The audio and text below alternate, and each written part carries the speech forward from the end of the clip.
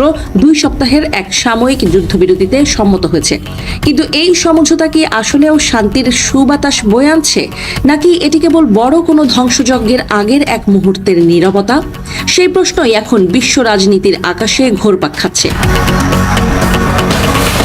মার্কিন president Donald Trump অত্যন্ত ঘটা করে এই যুদ্ধবিরতির ঘোষণা দিলেও মুদ্রার উল্টো পিঠ বলছে অন্য কথা।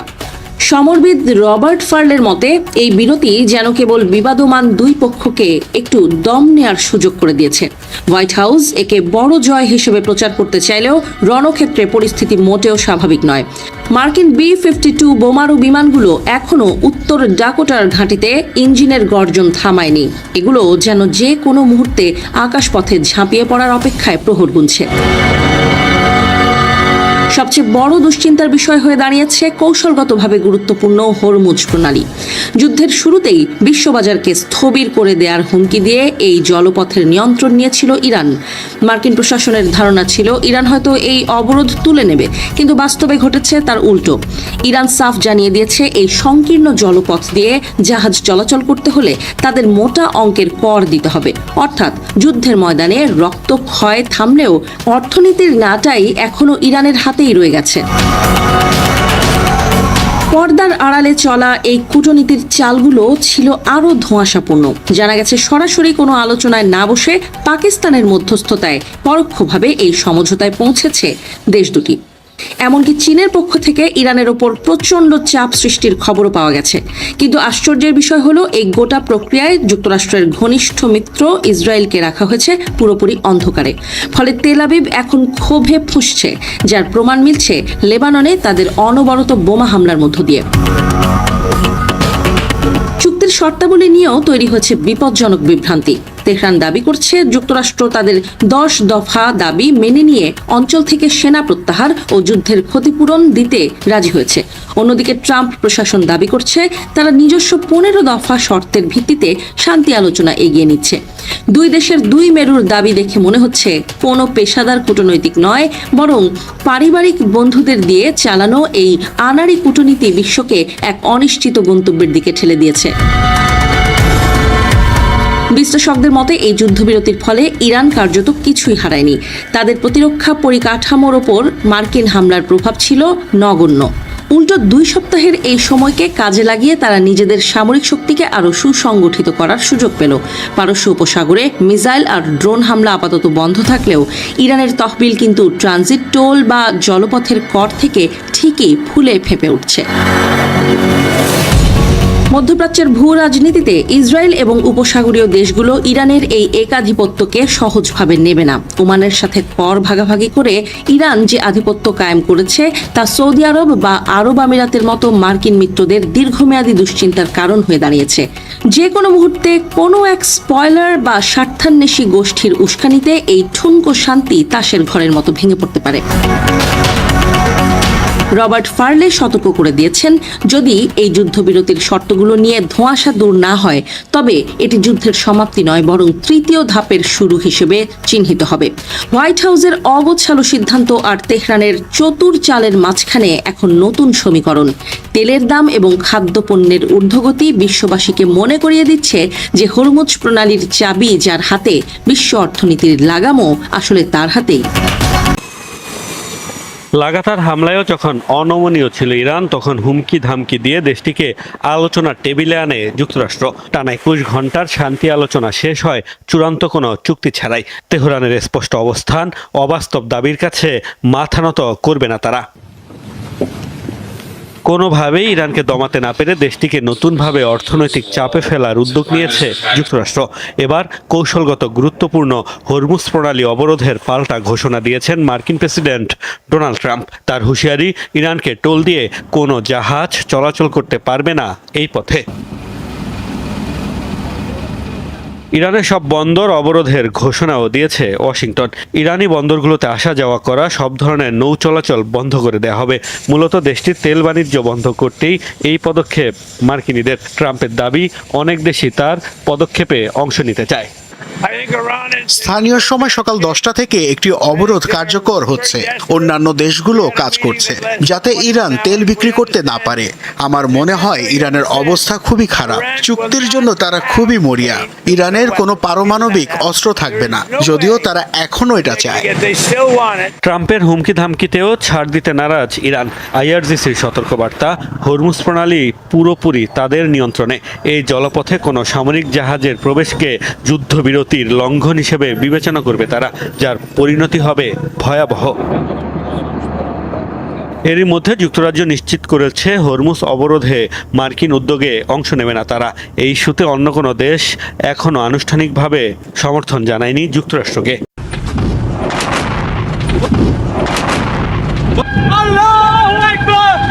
الله أكبر انهدام النافذة الأمريكية আন্তর্জাতিক ভূ রাজনীতি কোনো ছেলে খেলা নয় যে আপনি একদিকে ইরানকে উস্কানি দেবেন, অন্যদিকে চীনকে নাখোশ করবেন আর ভাববেন হরমুজ প্রণালীতে আপনার তেলের জাহাজ নিরাপদে ছেড়ে দেবে। দুনিয়া আসলে এতটা সহজ সরল সমীকরণে চলে না যতটা বাংলাদেশের বর্তমান বিএনপি সরকার ভাবছে। মধ্যপ্রাচ্যের চরম উত্তপ্ত ভূ রাজনীতি এবং ইরান আমেরিকা স্নায়ু যুদ্ধের যে ভয়ঙ্কর দাবানল চলছে তার চরম মাসুল এবার সরাসরি গুনতে হচ্ছে বাংলাদেশকে।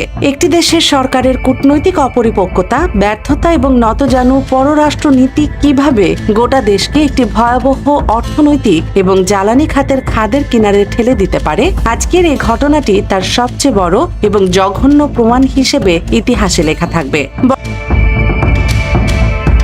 বর্তমান ক্ষমতাসীন সরকার চাইলে খুব সহজে এই ইস্যুতে কূটনৈতিক নীরবতা পালন করতে পারত। যখন পুরো বিশ্ব মধ্যপ্রাচ্যের এই সংঘাত নিয়ে চিন্তিত, তখন ইরান দুনিয়ার তাবৎ দেশের মধ্যে হাত গোনা মাত্র 5 থেকে 6টি দেশকে তাদের হরমুজ প্রণালী ব্যবহারের জন্য বিশেষ ট্রানজিট ক্লিয়ারেন্স বা ছাড়পত্র দিয়েছিল। আর সেই পরম সৌভাগ্যবান দেশগুলোর মধ্যে একটি ছিল বাংলাদেশ।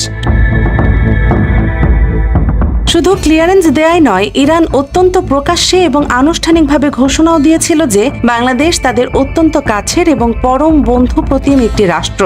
একটি দেশের চরম বিপদের সময় এর চেয়ে বড় কূটনৈতিক সৌজন্য আর কি হতে পারে যা ইরান দেখিয়েছিল। কিন্তু এই চরম সৌজন্যের প্রতিদানে আমাদের পররাষ্ট্র মন্ত্রণালয় কি করল? বন্ধুত্বের ঘোষণার ঠিক 2 দিন পরে তারা অতি উৎসাহী হয়ে আন্তর্জাতিক ফোরামে ইরানের বিরুদ্ধে একটি কড়া নিন্দাবাদ জানাতে গেল। বর্তমান সরকারের ভেতরে এমন কিছু সামরিক ও কৌশলগত উপদেষ্টা রয়েছেন যারা এখনো পুরনো ধ্যান ধারণা নিয়ে চলছেন এবং সরকারকে প্রতিনিয়ত কান পড়া দিচ্ছেন যে আমেরিকা নাকি আরো অন্তত 50 বছর এই পৃথিবী শাসন করবে। তাদের সেই সেকেলে আত্মবিশ্বাসের মূল কথা হলো যে কোনো মূল্যে ওয়াশিংটনকে খুশি করতে হবে, আর সেই খুশি করার জন্য প্রয়োজন হলে ভারতের মাধ্যমে লবিং করতে হবে। এই নতজানু চাটুরিকতার রাজনীতির সরাসরি ফসল হলো সেই বিবৃতি যেখানে ট্রাম্প প্রশাসনকে এবং পরোক্ষভাবে ভারতকে খুশি করার জন্য বাংলাদেশ আন্তর্জাতিক ফোরামে ইরানকে একটি আগ্রাসী দেশ হিসেবে আখ্যায়িত করে বসলো। একটু ঠান্ডা মাথায় চিন্তা করুন দর্শক, যে ইরান আপনার দেশের অর্থনীতির চাকা সচল রাখতে আপনার তেলের জাহাজকে বিনা বাধায় ছাড় দিচ্ছে, আপনি স্রেফ পশ্চিমাদের কাছ থেকে পিঠ চাপড়ানি পাওয়ার জন্য সেই ইরানকে আগ্রাসী বলছেন। স্বাভাবিকভাবেই ইরান এই অকৃতজ্ঞ বিবৃতিতে চরম অসন্তোষ প্রকাশ করে প্রকাশ্যে সতর্ক করেছিল, কিন্তু সরকার এতটাই অহংকারী ছিল যে তারা সেই বিবৃতি পরিবর্তনের প্রয়োজন বোধ করেনি। তারা হয়তো ভেবেছিল আমেরিকা তাদের মাথার উপর ছাতা ধরে রাখবে, আর ঠিক এই কূটনৈতিক বেয়াদবি এবং চরম অদূরদর্শিতার মূল্য আজ দিতে হচ্ছে বাংলাদেশ শিপিং কর্পোরেশনের গুরুত্বপূর্ণ জাহাজ বাংলাদেশ জয়যাত্রাকে। খবর এসেছে বিশ্বের সবচেয়ে স্ট্র্যাটেজিক তেলের রুট হরমুজ প্রণালী অতিক্রম করার অনুমতি এই জাহাজটিকে দেয়নি ইরান। মধ্যপ্রাচ্যের আঞ্চলিক সংঘাতের কারণে জাহাজটি প্রায় 40 দিন ধরে ওই এলাকায় আটকা পড়েছিল।